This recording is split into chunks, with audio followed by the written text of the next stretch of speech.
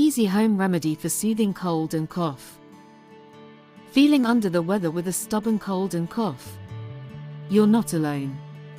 But worry not, a simple home remedy awaits. In your kitchen lies the power to soothe your symptoms. Let's embark on a journey to create a powerful, natural remedy. Start with the basics: honey and ginger.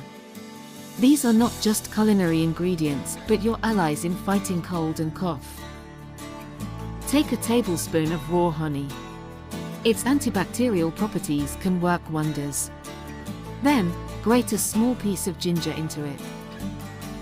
Boil water and add the honey and ginger mix. The steam alone can start to ease your congestion and cough.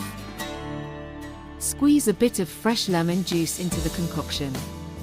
This not only adds flavor but vitamin C boosts your immune system.